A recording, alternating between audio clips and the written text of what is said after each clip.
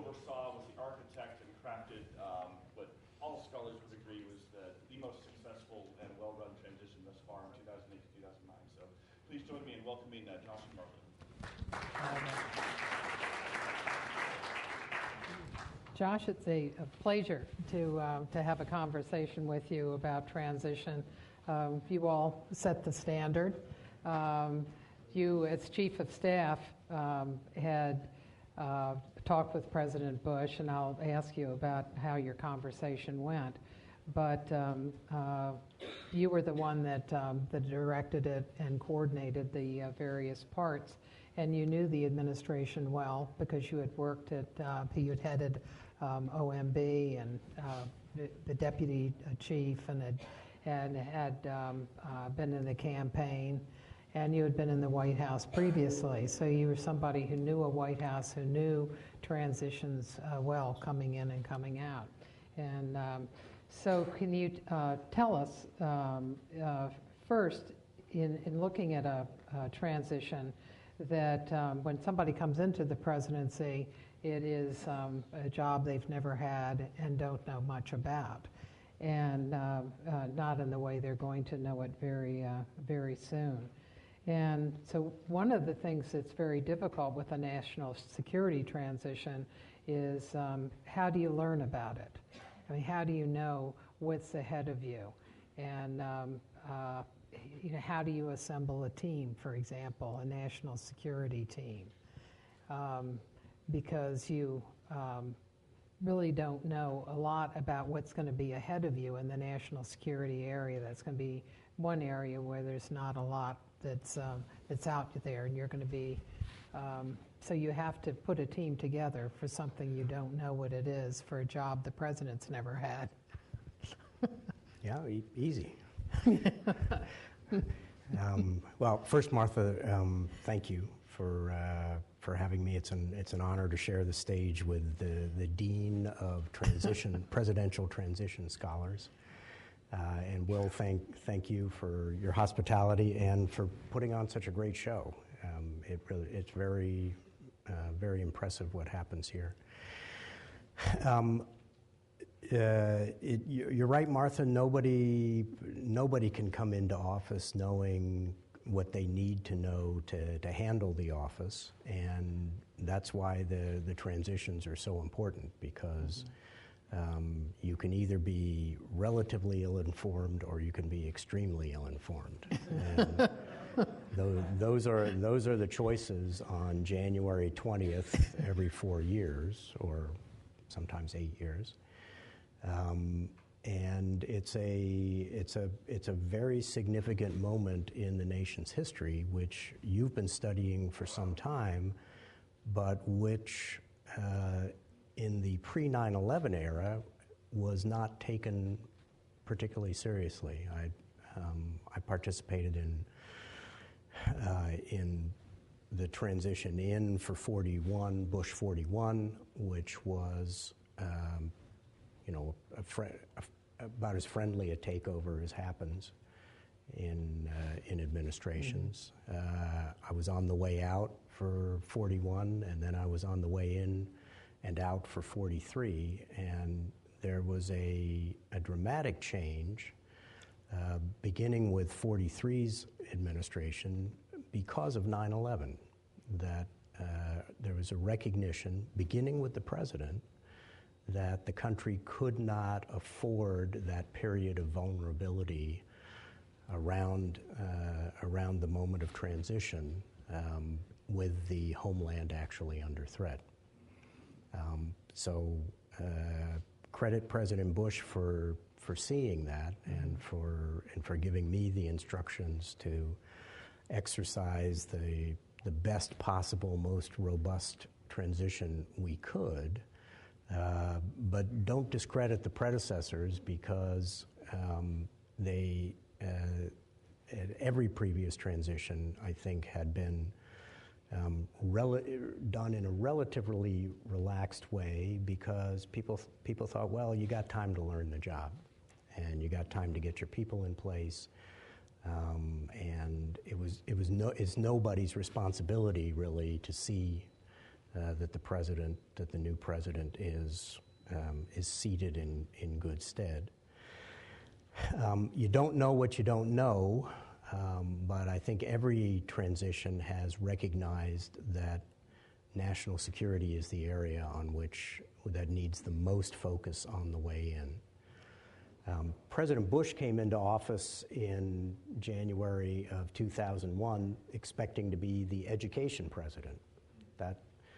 He viewed himself as the education governor here in Texas. He campaigned on education and tax cuts and a slightly tougher foreign policy, but the foreign policy element of his campaign was, while important, definitely not what he thought the people elected him to come to Washington to do. He wanted to be focused on the economy and on our educational systems. But even that transition, we knew that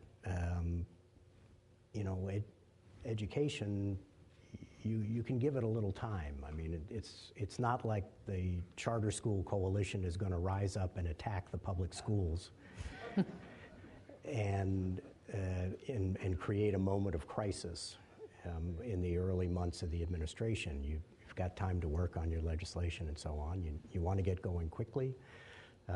But there's rarely an education crisis that comes from around the corner and blindsides you.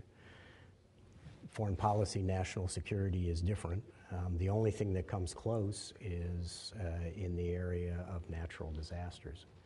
So the Bush 43 administration came into office with a recognition that we needed to do our national security transition well, but without the sense of urgency that exists since 9/11. Mm-hmm. What did you think you knew coming in 2001, and what did you find that you did not know that was important to you? I don't remember what I thought I knew. I came in as Deputy Chief of Staff for Policy, having served, as Martha mentioned, as the policy director of the Bush campaign. I basically had the same job in the White House, so had some overview of everything that was going on the policy side. And I think most of us came in thinking that we knew a little bit about most things that we needed to know about, and then were prepared to deal with the inbox as it arose. What we didn't know was that the homeland itself was under threat. Now, fortunately, there was another deputy chief of staff in the White House named Joe Hagan, and I had the policy portfolio, he had the operations portfolio, and he had the responsibility to make sure that the White House operated properly, that the Marine One, Air Force One, security, all that sort of stuff operated properly. And Joe had the foresight to, in the early weeks of the Bush administration, to give us all a bit of a primer together on what would happen in the event of a major national security crisis. And so we, in the early weeks of 2001, and I don't remember when the exact date is. You probably know, but don't say it because I should know. But in the early weeks of 2001, Joe Hagan assembled the key senior staff at the White House, and he took us to the bunker that is underneath the White House grounds. To at least show us where it was and from which the White House would operate in the event of a national security crisis that made it impossible to occupy the White House. I have to be honest and say I didn't think much of it. It is complicated how you get to the bunker, which at the time was classified. Since 9/11, the existence of the bunker has not been classified, but its location is, but I will now reveal that it's complicated to get there. You need arrows in the floor? And yeah, and there are no arrows on the floor.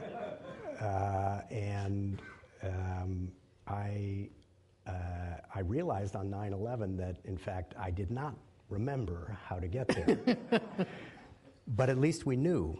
And I'll give you one vignette, which is that I was the acting chief of staff in the White House on 9/11.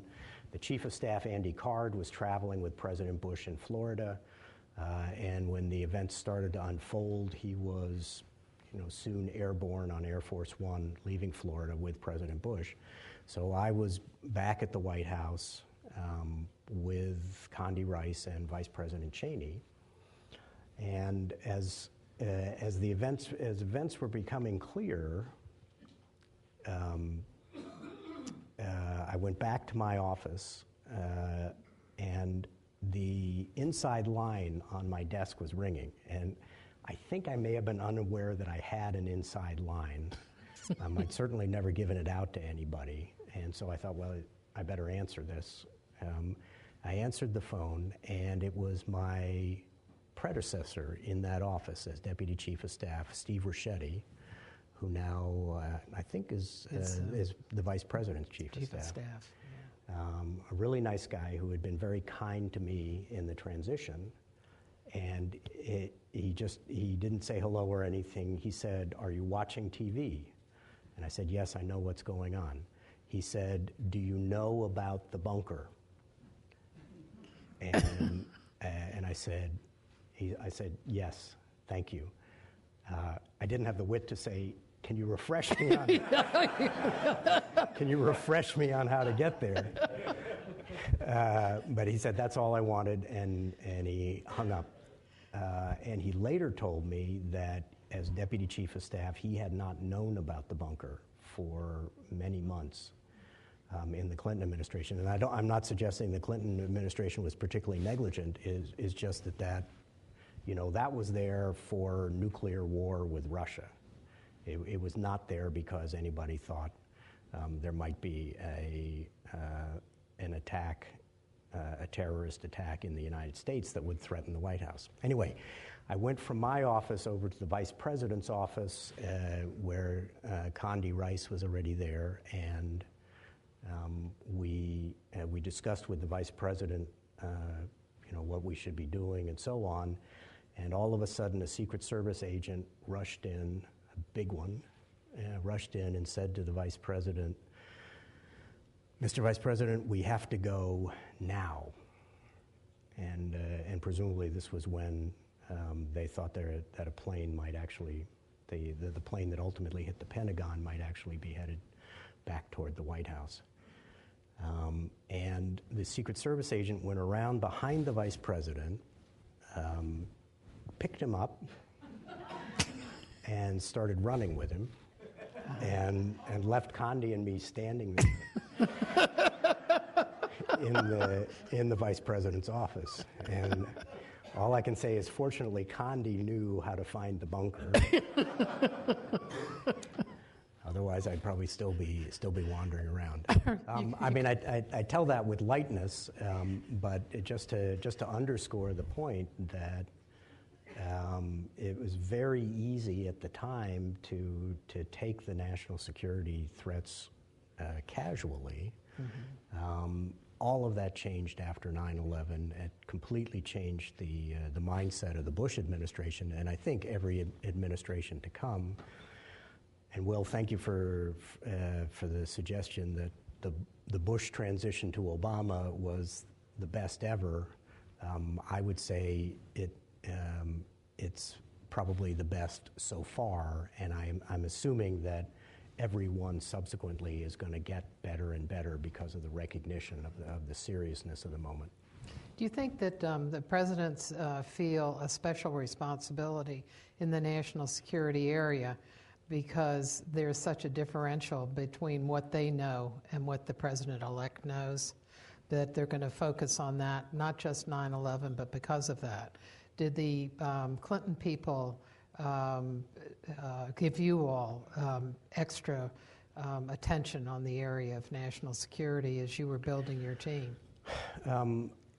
Yes, I would say so, and in particular because there is at least still some tradition in this country of continuity in foreign policy, and so, on most matters of domestic policy, pretty sharp differences between the Clinton and the Bush administrations.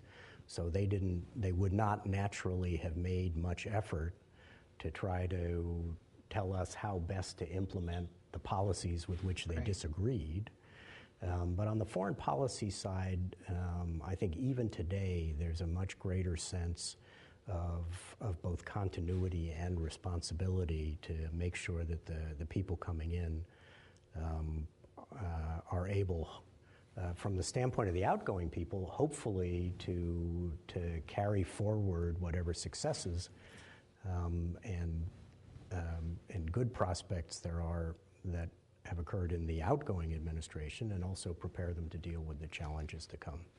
When you were coming in 2001 and building a team, did you think that it was particularly important because you were going to be lacking information and you'd have to do extra work building a national security team? I don't more think difficult? Well, it probably is more difficult. In the Bush campaign, we were blessed with a very elaborate and highly expert set of outside advisors on foreign policy for the president. Part of that was a necessity, a political necessity, because Governor Bush had no foreign policy experience. So it was a political weakness of his, and so it wasn't just substantively important, it was politically important to the campaign. And by the way, in a campaign, politics beats substance. I know you're going to be shocked by that. But it was politically important in the campaign to demonstrate not only that the candidate could master the intricacies of foreign policy, but had mastered the important elements, and had surrounded himself with a very high-quality set of advisors. So we pretty ostentatiously worked with and advertised a really terrific bunch of foreign policy advisors, led by Condi Rice, with whom the president had developed a close relationship of great confidence, which was critical. So she was the organizer of it, but she pulled in many of the great and good in the Republican foreign policy establishment. Paul Wolfowitz and Richard Pearl, but Steve Hadley and Bob Zellick and all sorts of names, some of which were not yet household names in the foreign policy community in 1999, many of which were, but almost all of which became household names during the Bush administration, because it was relatively easy to take that group that had been a real advisory council for the president during the campaign and translate most of them into government. The new actors were Cheney, Rumsfeld, and Powell, all of whom had sort of hovered around the outskirts of the advisory group, but none of whom was intimately involved with it in the way that they were. They had conference calls every week. The president would have a minimum of phone call with Condi and often Paul Wolfowitz once a week. I say the president, I mean the candidate. So they were a very integral part of the campaign, so that when we got to governing, there was a team with whom the president was comfortable, whose capabilities and expertises he had been able to assess, and who were ready to take over the jobs in running the foreign policy apparatus of the administration. So I think we were exceptionally well positioned to take an inexperienced president and have him step into the Oval Office and be able to manage a foreign policy crisis. And that's one of the things that concerns me about a Trump candidate campaign and possibly a Trump presidency. However you might feel about the candidate or the policies, what you want to see is a coherent group of experienced advisors in whom the president-elect would have confidence, and with whom the president-elect knows how to work coming in. Although Mr. Trump seems to have made a virtue out of putting aside that kind of advice, I think it's a serious vice on the national security side, thinking about what a transition and the early stages of presidency might be. Was President George H.W. Bush helpful in putting together, say, for example, the intelligence part of it? Was he involved at all? You know, he was involved with moral support, but not particularly with substantive support. And especially early on in the campaign, Bush 43, I think, correctly calculated that it was a significant political mistake to be seen to rely too heavily on his dad. So if you look at that collection of advisors, not just in the foreign policy area, but across all areas, you saw very few people associated closely with his dad as the advisors. Bush pretty ostentatiously reached back to the Ford and Reagan administrations for the experienced advisors on whom he relied most heavily. The person who convened, although Condi Rice was the sort of the executive director of the group of foreign policy advisors, the person who first convened the group and whose blessing George W. Bush sought most assiduously was George Shultz. And so the effort was to say, this ain't the dad's administration. He's his own person. So I'm sure 41 had good advice in private, and you won't find a father and son with a closer, more loving relationship than 41 and 43. But 43 was pretty careful to make sure that he was not heavily reliant on 41 in matters of how he ran his presidency. In looking at the 2008 transition, one of the things that we really haven't discussed in the last couple of days here was the threat on the inauguration. And in 2000, when Obama came in, and I wondered if you could tell us about that and the work that you all did that really helped prepare to deal with that crisis. That was the president's and all of our principal anxiety for the period of transition was that our terrorist enemies would see this as a particular moment of vulnerability, correctly see it as a particular moment of vulnerability for the U.S. government. And so we put some effort into trying to make sure that the handover from the Bush Homeland Security people to the Obama Homeland Security people was as well done as it could be.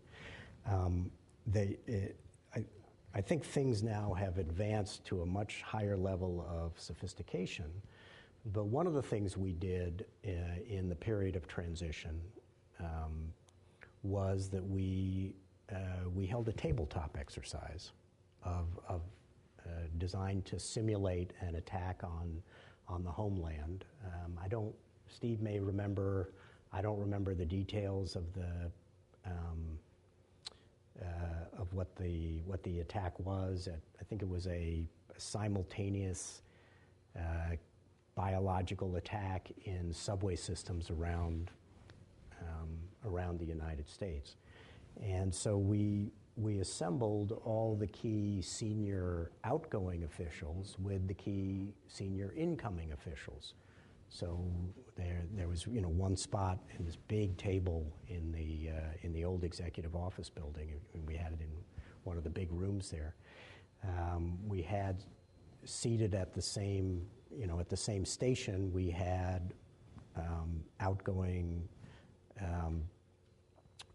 Homeland Security Secretary and incoming Homeland Security Secretary. We had outgoing defense. We had incoming defense, and so on. And it wasn't a particularly good exercise, I recall. I mean, it's sort of hard to bring people cold into that sort of thing. But and you're not in a 4-hour session. You're not going to teach people enough about about everybody's capabilities and their jobs to really make that much of a difference. But I think it was significant just to get all of those people in the same room together. Some of the Obama officials had not yet met each other. It was the first occasion that they had to lay eyes on each other. And I think most of them had never laid eyes on key people like FBI Director Mueller, who straddled the two administrations and was obviously a key official in and is a key official in any sort of attack on the homeland. And so just the laying on of eyes, a sense of, okay, my job in this circumstance is these things. I think that was a useful exercise to undertake. I got Rahm Emanuel's very close cooperation. By the way, he and I had a very good relationship in the course of the transition. He was extremely cooperative, and the cooperation did not prompt him to improve his language, but so everything was a mess. But he was terrific in the transition. And I had to rely on him to lean on some of the incoming Obama officials to take this seriously. He did. Incoming President Obama took it seriously. Some of the other people were, they're wrapping up their jobs. The family needs to move and so on. And they don't want to come to Washington on January 9th to spend the day playing a game. So I had to rely on Rahm to call him up and say, the president wants you there. And I think all of them are glad they did. You mentioned the Inauguration Day. As we approached Inauguration Day, at all times there's sort of some buzz of threat undercurrent. But as we got within about 2 days of Inauguration Day, the intelligence regarding a potential attack at the inauguration ceremony ramped up and became increasingly credible. I think it was, Martha, the intelligence was of a potential IED that would be planted somewhere farther back in the crowd at the inaugural celebration. Very hard to get close to the president with anything dangerous, but probably a lot easier to have something happen farther back in the crowd. And the intelligence was viewed as increasingly over the few days before the inauguration was viewed as credible. I had already asked outgoing Homeland Secretary Chertoff, who had months before made plans to depart Washington after noon on January 20th with his wife somewhere in the Caribbean. They had it all set. And I made the request of him that he delay those plans by a day and be prepared to sit with incoming Secretary Napolitano, I think it was. Yeah. And so that even as authority passed at the strike of noon from Chertoff to Napolitano, he would at least be there for advice and kibitzing and so on. And so they were, on the inauguration, they were sent to an off-site command center and were sitting next to each other, evaluating the intelligence and so on, and making the smooth handoff. On the morning of Inauguration Day, there is a lovely coffee that the outgoing president hosts for the incoming president and vice president and their families, and the outgoing and incoming chiefs of staff get to go to that. I went to that, at 10 a.m. in the morning, 9:30, something like that, and so Ram and I mingled with the honored guests, and then I pulled Ram aside, and we walked through the underneath the White House,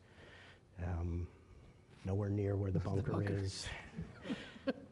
But I did make sure Ram knew where the bunker was, and we walked underneath the residence over to the West Wing and into the Situation Room, where the incoming Homeland Director for President Obama, which I think was John Brennan at the time, Yes. Was with our outgoing Assistant to the President for Homeland Security. They were sitting in the same room, and they were on a video conference screen with the key officials who were monitoring the event, making contingency planning, and so on. We stumbled our way into having a mechanism, and I'm confident that the mechanisms now are much smoother and more sophisticated. But that needs to be done unfortunately, for every transition in the future. What did the president tell you about the transition, what he wanted to accomplish in a transition, and when did he talk to you about it? What directions did he give you? President Bush talked to me about a year before the election. It was on his mind already, and he gave me a pretty simple and clear instruction, which was the country's under threat. Make sure whoever wins this election is as well prepared as we can possibly make them to take over the responsibility of power, especially in the Homeland and National Security area. Mm-hmm. And that was the simple direction. He didn't need to get heavily involved in the tabletop exercises or anything like that. So he didn't he didn't intervene in the day-to-day planning, but he did ask me to report to him periodically on how it was going. And during the course of 2008, in the middle of 2008, he took it upon himself to mention, I think at 2 successive cabinet meetings, that he took this seriously, and he expected everybody in his administration to take it seriously.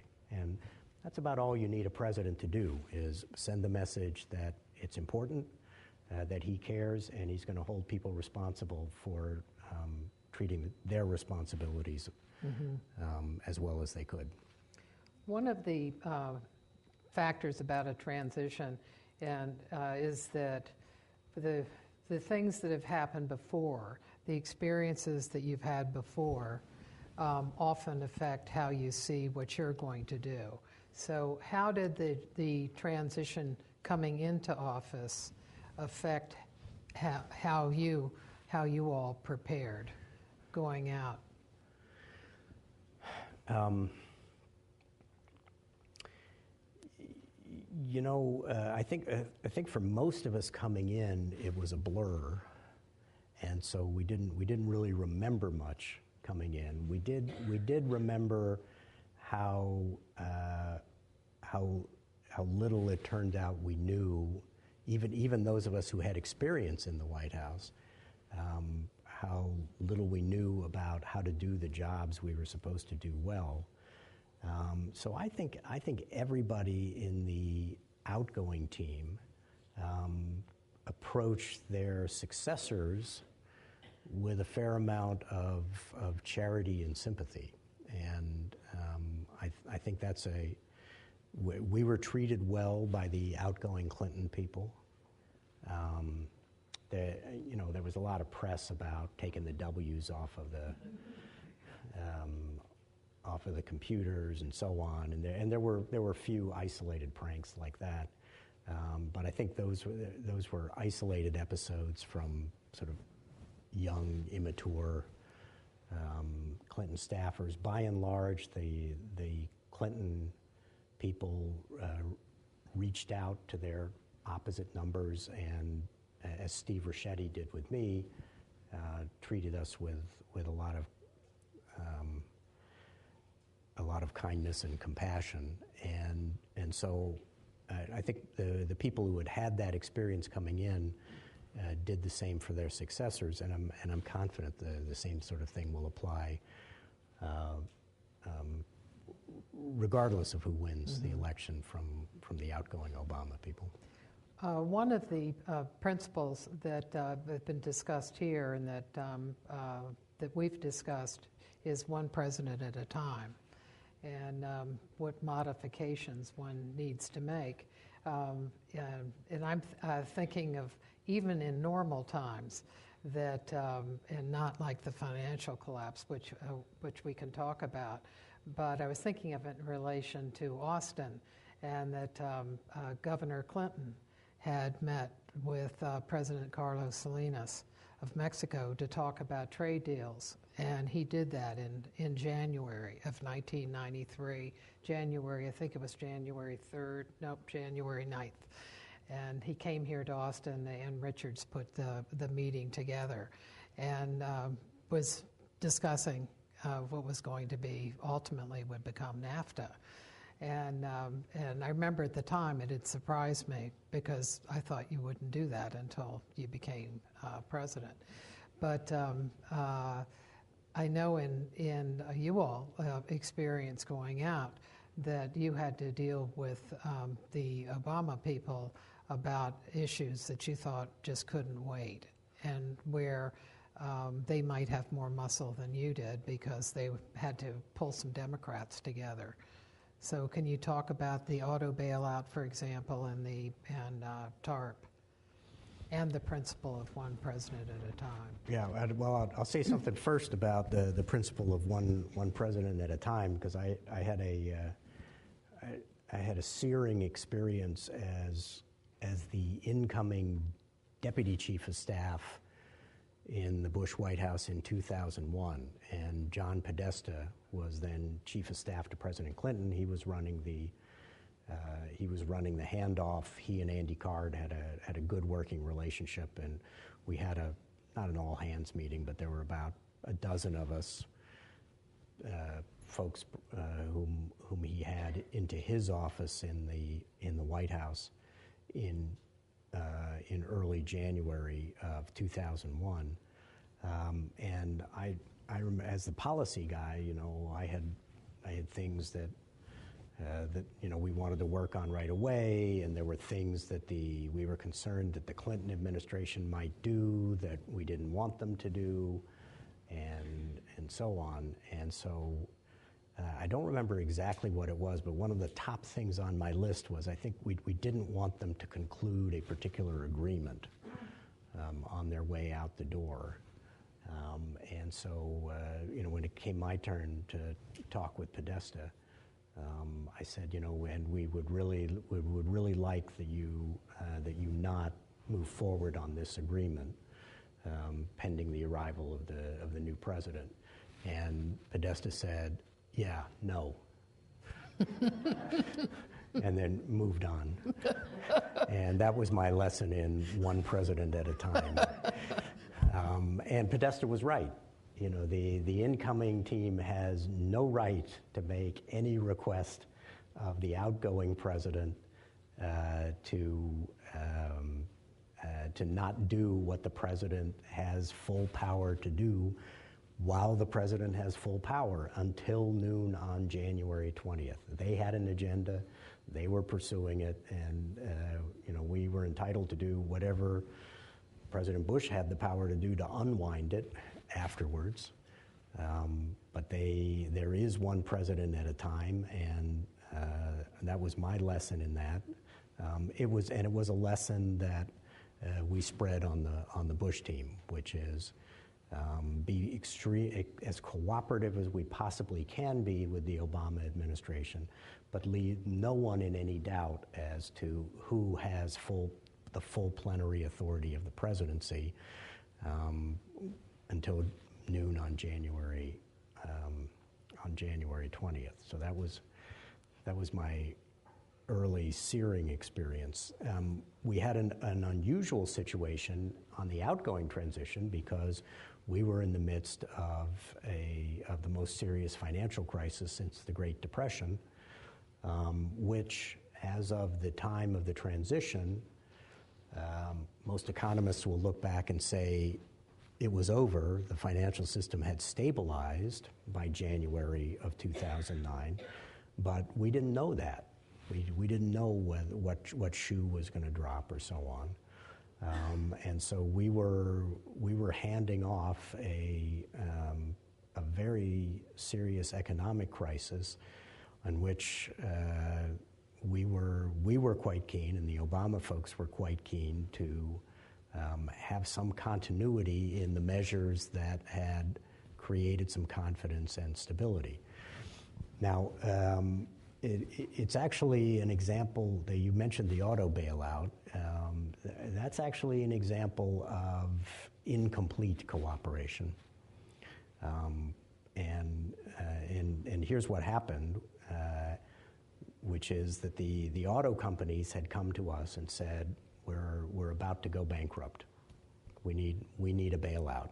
And we had gotten from the Congress $750 billion, that's billion with a B, of money to spend, but to spend only on bailing out the people who caused the crisis in the first place, which, if you want to be in a nasty political situation, try that sometime. But $750 billion wasn't to bail out the auto industry or anybody else, it was to shore up the financial sector. So there was great tension over whether we could, in fact, use the mechanisms of the TARP money to rescue the auto industry, and whether we should, because that's not what we said we were going to do. We said we were going to stabilize the financial system. Republicans on the Hill, the president ultimately determined that yes, we did need to do our best to stabilize the auto industry. Republicans on the Hill strenuously objected. We planned to proceed forward, but we planned to proceed forward only providing support to the auto industry only with some very strict conditions and supervision of the auto industry in how they use the money, what sort of rationalization was necessary in the auto industry to ensure that we weren't going to be in a position of throwing good money after bad, and large dollar amounts at that. And so we came up with a plan under which the Bush administration would appoint an auto czar to supervise the passage of support to the auto industry and supervise the commitments that the auto industry would make to justify the taxpayer bailout.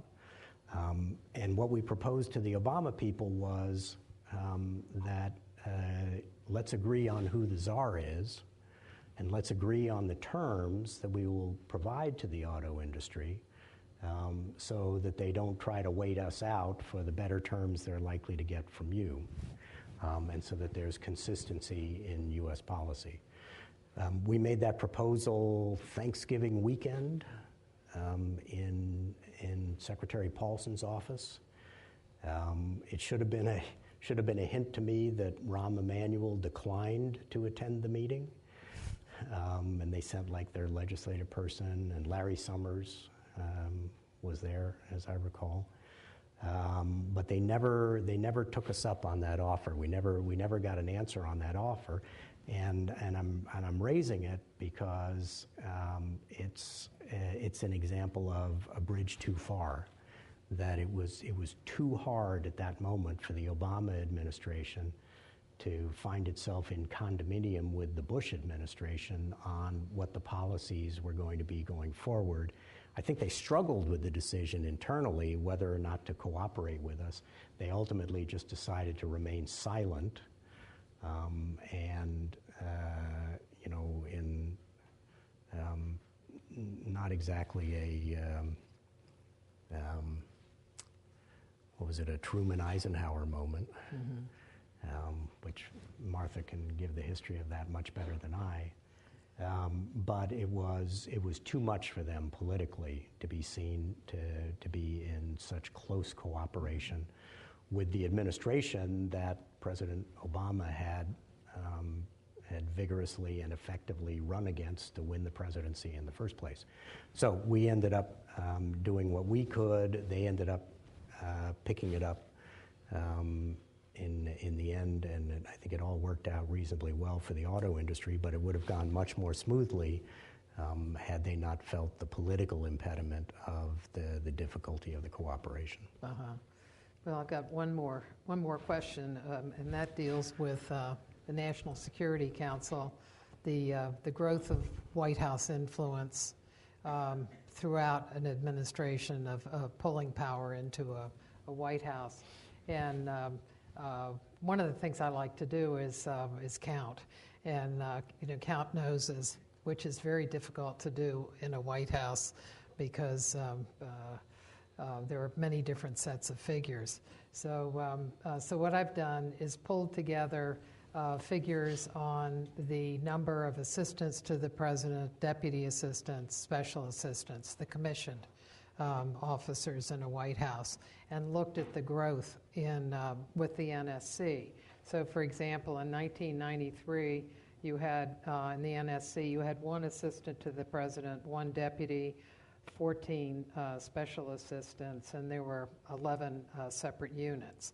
In 16, in this year, there are 4 assistants to the president, 5 deputy assistants, 21 SAPs or special assistants, and 18 units.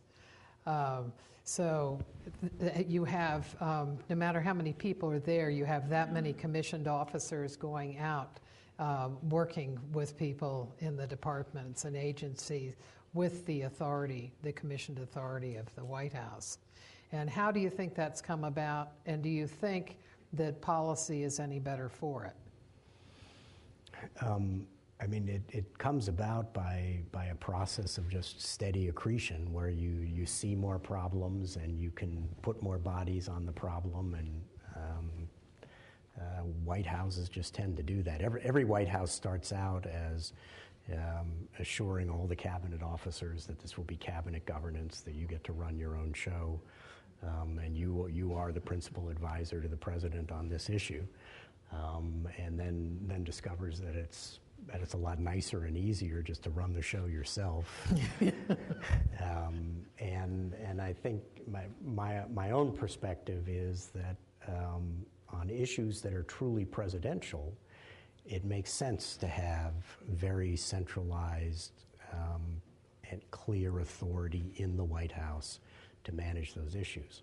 On issues that require a lot of coordination among different agencies, it makes sense to have that authority centralized in the White House and in the presidency. The problem is that what happens is that you build a big enough staff and you end up with the capacity basically to manage every issue in government or in the national security apparatus, many of which aren't of truly presidential nature. And because you can, you do. And I think overall it's a mistake, and it tends to, if anything, to reduce the effectiveness of the presidency and reduce actually the authority of the president when the White House is not of an appropriate size to focus only on those issues that are truly presidential. So my advice to any incoming administration would be cut it back as far as you can, and cut all the staffs back as far as you can, and make sure you have enough to deal with the issues that the president is actually going to have to deal with personally, and then appoint people in the cabinets in whom you have confidence and with whom you have a good relationship, and empower them and rely on them to do their jobs properly. What issues would you see as just being presidential issues that should come out of a White House? Well, I mean, that's sort of pornography. You know it when you see it, but that... Like war would be one. War, yes. War would be one, but that is at the essence of the job of the Chief of Staff. That's what I viewed as my principal function, which was to make sure that those issues that were truly presidential, in which the president needed to act, had a tough issue to resolve, to make sure that those issues got to the president in a time and in a way that allowed him to make an informed decision. And for the 98% of the other stuff, try to keep it away from the president and force consensus. So I found myself as Chief of Staff with an interesting dichotomy in the job. For the issues that we determined were not presidential, you're trying to force people to agree apart from the president. For issues that are presidential, I found myself often trying to force people to disagree in front of the president, so that the edges of the problems were not shaved off before they got to the president. Because if it's really a presidential issue and it's really hard, you don't do the president any favors by trying to make it easy for him by compromising the issues out beforehand. The job of the staff at that point is to make the president's job as tough as possible, so that he experiences all the difficulties of the decision and can feel the weight of the arguments and then make a decision based on his or her own instincts, judgment, and principles. That's why they're there. George W. Bush was terrific at it and never minded that role. He did mind if non-presidential issues got to him. And when I was Chief of Staff, I told every cabinet officer, I will never block you from getting to see the president on any issue on which you want to see the president. You have access to the president as often as you want. However, you and I will talk first about whether this is truly a presidential issue. If I do not believe it's a presidential issue, I will tell you so, and I will tell you that I'm also telling the president so.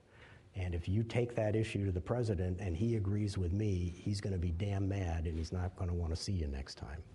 And I never had a problem with any cabinet officer about getting to see the president. They made requests, and we could always determine together whether it was worth taking the president's time. That's very good.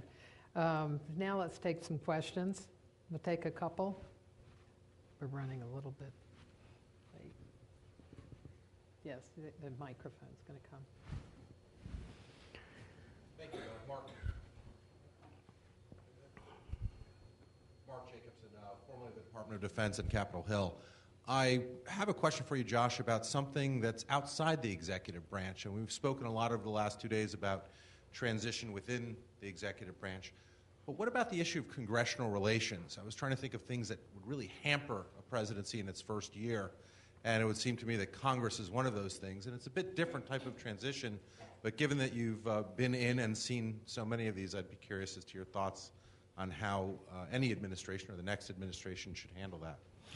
Absolutely crucial, and I think it's one area where the Obama administration does not get as high marks as I think they would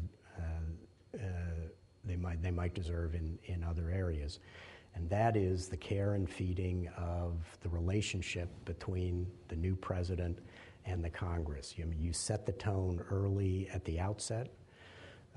George W. Bush had a good sense of that, spent a fair amount, was willing to give a fair amount of his time to just the socialization of meeting the key members of the Congress, getting to know them, the ones he didn't know already, and important to reach out to the other party as well as your own as you do that.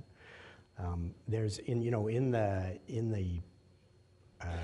that 73 days between the election and the inauguration, the most valuable commodity of all in the whole transition, as it is during the presidency, is the president's time, and in this case, the president-elect's time.